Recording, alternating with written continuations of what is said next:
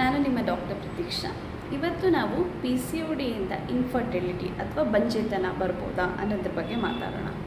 PCODಯಲ್ಲಿ ಏನಾಗುತ್ತೆ ಅಂದರೆ, ನಿಮ್ಮ ಈ ಓವರೀಸ್ಗಳೇನಿರುತ್ತೆ, ಓವರೀಸಲ್ಲಿ ಚಿಕ್ಕದಾದ ಸಿಸ್ಟ್ ಫಾರ್ಮ್ಗಳು ಆಗುತ್ತೆ. ಸೊ ಇದರಿಂದ ಹಾರ್ಮೋನಲ್ ಅಸಮತೋಲನೆ ಅಥವಾ ಹಾರ್ಮೋನಲ್ ಇಂಬ್ಯಾಲೆನ್ಸ್ ಆಗ್ಬೋದು. ಇದರಿಂದ ನಿಮಗೆ ತೂಕ ಹೆಚ್ಚಾಗೋದು, ಸೈಕಲ್ಸ್ ಇರ್ರೆಗ್ಯುಲರ್ ಆಗೋದು ಅಥವಾ ಕನ್ಸೀವ್ ಆಗೋದಕ್ಕೆ ಕಷ್ಟ ಆಗ್ಬೋದು. PCODಯಲ್ಲಿ ಬಂಜೆತನ ಅಥವಾ ಇನ್ಫರ್ಟಿಲಿಟಿ ಬರೋಕ್ಕೆ ಏನೇನು ಕಾರಣಗಳು ಇರೋದು ಅನ್ನೋದನ್ನು ನೋಡೋಣ. ಮೊದಲನೇದಾಗಿ ನಿಮಗೆ ಮಂತ್ಲಿ ಒಂದು ಎಗ್ ರಿಲೀಸ್ ಆಗಬೇಕು. ಸೊ ಈ ಎಗ್ ರಿಲೀಸ್ ಆಗದೇ ಇರೋದನ್ನು ನಾವು ಆ್ಯನೋವ್ಯುಲೇಷನ್ ಅಂತ ಕರಿತೀವಿ. ಇದು ಒಂದು ರೀಸನ್ ಇರ್ಬೋದು. ಅದಲ್ಲದೆ ಬಾಡಿಯಲ್ಲಿ ಇನ್ಸುಲಿನ್ ರೆಸಿಸ್ಟೆನ್ಸ್ ಅಂತ ಕರಿತೀವಿ, ಅದರಿಂದ ಕೂಡ ಇರ್ಬೋದು.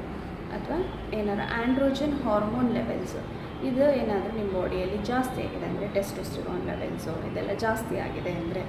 ಸೊ ಈ ಎಲ್ಲ ರೀಸನಿಂದ ಏನಾಗುತ್ತೆ ಅಂದರೆ, ನಿಮಗೆ ರೆಗ್ಯುಲರಾಗಿ ಪೀರಿಯಡ್ಸ್ ಬರೋದು ಎಫೆಕ್ಟ್ ಆಗ್ಬೋದು. PCODಯಿಂದ ನೆಕ್ಸ್ಟು ಇನ್ಫರ್ಟಿಲಿಟಿ ಬರೋ ಚಾನ್ಸಸ್ ಇರುತ್ತೆ.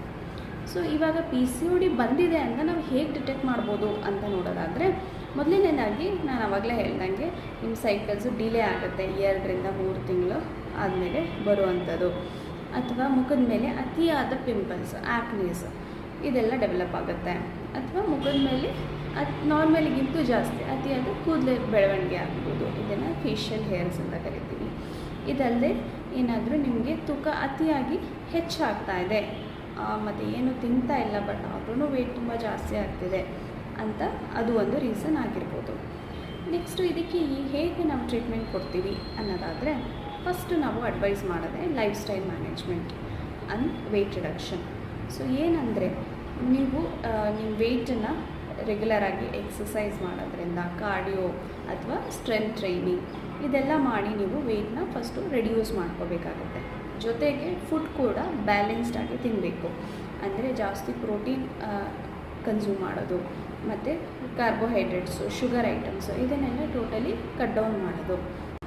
ನಾವು ಲೈಫ್ ಸ್ಟೈಲ್ ಮಾಡಿಫಿಕೇಷನ್ ಎಲ್ಲ ಟ್ರೈ ಮಾಡಿದ್ವಿ, ಏನು ಮಾಡಿದ್ರೂ ದೆರ್ ಇಸ್ ನೋ ಸಕ್ಸಸ್. ನಾವು ಕನ್ಸೀವ್ ಆಗೋಕ್ಕೆ ಆಗ್ತಿಲ್ಲ ಅಂತ ಅಂದವರಿಗೆ ನಾವು ಏನೇನು ಟ್ರೀಟ್ಮೆಂಟ್ ಆಪ್ಷನ್ಸ್ ಕೊಡ್ತೀವಿ ಅಂದರೆ, ಮೊದಲನೇದಾಗಿ ಹಾರ್ಮೋನಲ್ ಟ್ಯಾಬ್ಲೆಟ್ಸ್ನ ಟ್ರೈ ಮಾಡ್ಬೋದು. ಸೊ ಇದರಿಂದ ನಿಮ್ಮದು ಆ್ಯನೋವ್ಯುಲೇಷನ್ ಕೂಡ ಕರೆಕ್ಷನ್ ಆಗುತ್ತೆ, ಮತ್ತು ಹಾರ್ಮೋನಲ್ ಇಂಬ್ಯಾಲೆನ್ಸ್ ಏನೇನಿರುತ್ತೋ ಅದೆಲ್ಲ ಕರೆಕ್ಷನ್ ಆಗುತ್ತೆ.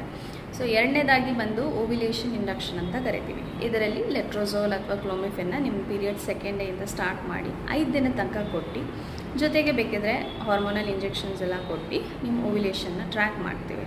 ಸೊ ಇದ್ರ ಜೊತೆಗೆ IUI ಕೂಡ ನೀವು ಟ್ರೈ ಮಾಡ್ಬೋದು.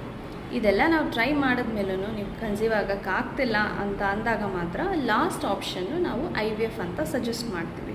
ಸೊ ಇದರಲ್ಲಿ ಏನು ಅರ್ಥ ಮಾಡ್ಕೋಬೇಕು ನಾವು ಅಂದರೆ, PCOD ಇರೋರಿಗೆಲ್ಲ IVF ಮಾಡಬೇಕು ಅಂತಲೂ ಏನೂ ಇಲ್ಲ, ಅಥವಾ PCOD ಇರೋರು ನ್ಯಾಚುರಲ್ ಆಗಿ ಕನ್ಸೀವ್ ಆಗೋಕ್ಕೆ ಆಗಲ್ಲ ಅನ್ನೋ ಥರನೂ ಏನೂ ಇಲ್ಲ. ಸೊ ಇದೆಲ್ಲ ನಿಮ್ಮ ಮೇಲೆ ಡಿಪೆಂಡೆಂಟ್ ಆಗಿದೆ, ನೀವು ಎಷ್ಟು ಚೆನ್ನಾಗಿ ಲೈಫ್ ಸ್ಟೈಲ್ ಮಾಡಿಫಿಕೇಷನ್ ಮಾಡ್ಕೊತೀರಾ ಅನ್ನೋದ್ರ ಮೇಲೆ. Thank you.